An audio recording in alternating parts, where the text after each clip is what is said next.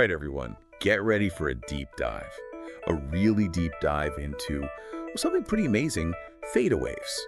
Wow, You yeah. know those brain waves that kind of hum along when you're drifting off or in deep meditation? Right. Well, you guys sent over a ton of articles on this, and I gotta say, even I learned a few things prepping for this. Yeah, it's really incredible. So it's like we're rediscovering ancient wisdom Exact. through this lens of modern science. But Yeah. let's start with the basics. What Yeah. actually are theta waves? So theta waves are these brain waves that they fall within this 4 to 8 hertz frequency range. Okay. And they're most prominent, like you were saying, during those sort of drowsy moments before sleep. And also when you're in deep meditation, when your mind is relaxed, but you're still aware. So it's not just like sleeping or meditating. It's like a specific brain state. Exactly. And what's really fascinating is that there are specific brain regions that seem to be involved in generating these theta waves. So, for example, the hippocampus, which is really important for memory formation, it shows a lot of theta activity during these states. Oh, wow. Which might be one reason why theta waves are thought to be so closely linked to memory consolidation.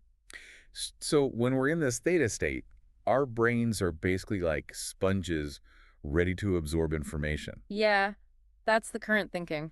That's wild. Now, you mentioned earlier that the source material highlighted benefits of theta waves during sleep. Yeah. And one of the most intriguing ones is its role in emotional processing. I was really interested in that part. Yeah. Can you explain that a bit more? Sure. So research suggests that during theta sleep, the amygdala, which is like the brain's emotional hub, it becomes super active. Okay. And this is thought to allow for the processing and integrating of emotions from the day, sort of like an emotional detox each night, Oh, wow. which could explain why we often wake up feeling more emotionally balanced after we've had a good night's sleep. So it's not just about resting our bodies. Right. It's also about our brains processing our emotions. Exactly. Yeah, and while all that emotional processing is happening, theta activity is also busy strengthening neural connections in the hippocampus, Right. which, as we were talking about, leads to better memory consolidation. Yeah. So all those important details you need to remember are more likely to stick. So theta waves are like these ultimate multitaskers.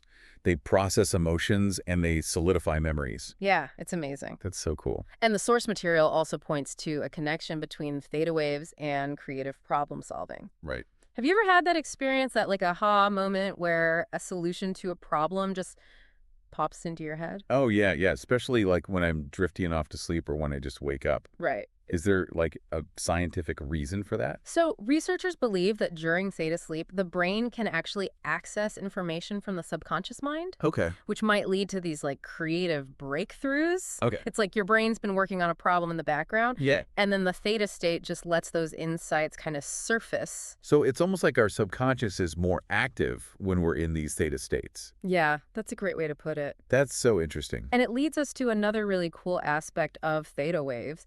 There are potential benefits while we're awake. Oh, really? It seems like we don't have to be asleep to tap into all this power. Now, this is what I'm talking about. Who wouldn't want to access those theta benefits while awake? Yeah. I mean, I'm already imagining solving all these problems Right. and having a burst of creativity, but Oh. is it really that simple? Well, it might not be that simple, but Yeah. the research on accessing theta states while we're awake is definitely pretty fascinating. Okay. And, like you said before, so many ancient traditions, Yeah. they have these practices Right. that seem designed to induce these states. Right? Yeah, yeah. And now modern science is starting to, back that up. So are we talking about actually intentionally shifting our brainwave activity Yeah. to get to this theta power? Just What kind of practices are we talking about here? So meditation is one of the most well-researched methods, Okay. specifically techniques that focus on deep relaxation and breath control Oh, I think. and mindfulness. Those have been shown to increase theta wave activity in the brain. I've tried meditating before, but I'm just curious, are there specific types of meditation Yeah. that work better for this? Yeah, some techniques are actually specifically designed to induce theta states. Oh, wow. For example, guided visualizations where you're kind of led through a series of images and scenarios. Those can be really effective. Okay. There are also techniques that use mantras, like repeated sounds or phrases, to help quiet the mind Yeah. and sort of shift into that theta state. So it's like guiding your brain waves into a different frequency. Exactly. Yeah. That makes a lot of sense. Now, the source material also mentioned binaural beats. Yeah. Yeah. What are those? What are those exactly? So they use sound to actually influence brainwave activity. Oh, wow. You wear headphones, and each ear receives a slightly different sound frequency. Okay. And the difference between those two frequencies creates a third beat that your brain perceives. Okay. And when that beat is in the theta range, it can encourage your brain to kind of synchronize with it. So it's like using sound to almost like train your brainwave. Exactly. It's called brainwave entrainment. That sounds so futuristic. Yeah. Does it actually work? There's more and more research that suggests that it can be really effective in inducing certain brainwave states, including theta. Okay. Some studies have shown that listening to binaural beats in that theta range can increase relaxation, improve focus, and even boost creativity. Okay, I'm definitely adding binaural beats to my to-do list. Yeah. The source also talks about hypnosis as a way to tap into theta. Yes. How does that work? So hypnosis, whether it's self-hypnosis or guided by a practitioner, Right. it involves entering this state of really deep relaxation Okay. and focused attention. Okay. And this state of like heightened suggestibility. Right. Often corresponds with increased theta brainwave activity. So it's not about mind control, Okay. how some people think, No, it's not about that. but it's more about like accessing this different state of consciousness Yeah. where your subconscious is more open. Exactly. And while you're in this theta-dominant state, those hypnotic suggestions, they can be used for a lot of things, Okay. like reducing anxiety, overcoming fears, breaking unwanted habits. Wow. Yeah, so it's got a wide range of potential benefits. So accessing theta states while awake could be used for all kinds of things. Right. From creativity to Yes. like dealing with emotions. Absolutely. That's incredible. And it goes even further. Some research suggests there's a connection between theta states and enhanced intuition. Really? So people who practice theta-inducing techniques, they often say they feel more intuitive, like their gut feelings are stronger, more reliable. So we're tapping into like a deeper level of awareness, like an inner knowing. That's a great way to put it. And then for people on a spiritual path, theta states are often associated with experiences of deep connection, insight, and transcendence. Interesting.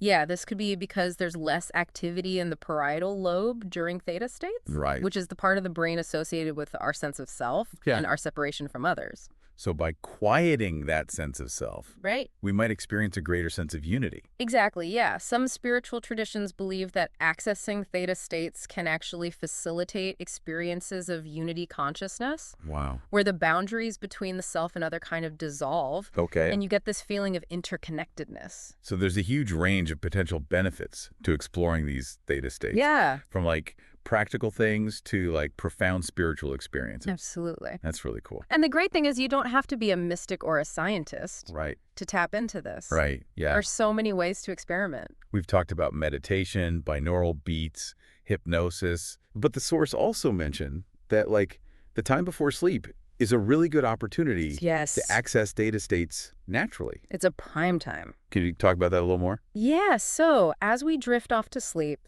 our brain waves naturally transition into that theta range. Okay. And by being mindful during those moments, Yeah. we can kind of consciously ride that wave into deeper states of awareness. So instead of scrolling on our phones or whatever, Exactly. we could actually use that pre-sleep time Yeah. to benefit from those theta waves. Absolutely. Even doing simple things like focusing on your breath, noticing the sensations in your body, those can help you maximize that natural theta window.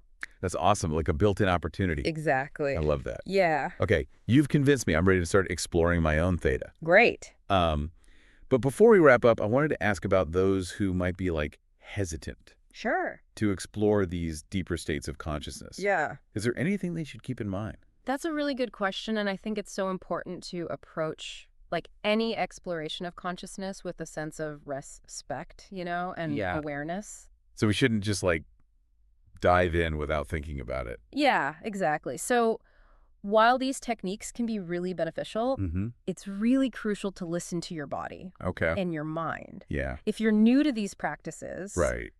it's best to kind of start slowly Okay. and gradually increase the intensity or the duration as you get more comfortable. That makes sense. Like, you wouldn't start a new workout routine by running a marathon, right? Right. Yeah. Totally. Yeah. So just like with any new skill, it takes time and practice Right. to really develop the ability to kind of access and navigate these states comfortably. So patience is key. Absolutely. And self-compassion, too. Yeah. And it's also important to remember that these practices aren't like a quick fix Right. or a replacement for professional help. Yeah.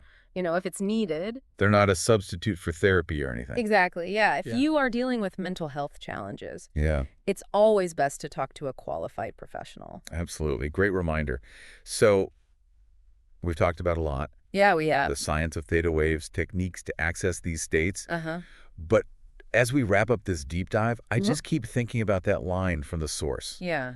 Are you ready to dive in? Right. It's like an invitation, but also a challenge. I think it is both. Yeah. It's an invitation to kind of explore the potential of your own mind, Uh-huh. but it's also a challenge to kind of get out of your comfort zone Yeah. and embrace the unknown. Yeah, it can be intimidating, right? It definitely can Like be, all this stuff. but it can also be so rewarding. Yeah. It's about discovering these new parts of yourself, Right. unlocking potential, expanding what you think is possible. And like everyone's journey is different, right? Exactly. There's no one way to do this. Right. It's about finding what works for you, experimenting with the different techniques, and just honoring your own experiences. So it's not about like getting to a specific outcome, Right. but more about just exploring. Yeah, the process of exploration. Yeah, and discovering new things about yourself. Exactly. And that journey of self-discovery, it can lead to so many things. Yeah. Incredible insights, personal growth, Right. even a deeper connection to something bigger than yourself. That's awesome. Well, I'm feeling pretty inspired. Me too. I'm ready to dive into my own theta journey. As am I. And to all of our listeners out there, Yeah. we encourage you to do the same. Yeah. Remember the power to unlock the potential of your own mind. It's already within you. That's a great point. So, are you ready to dive in? I love that. That's it for this deep dive, everyone. We hope you've enjoyed exploring the world of theta waves with us. Until next time, keep those minds curious, keep exploring, and most importantly, keep diving deep.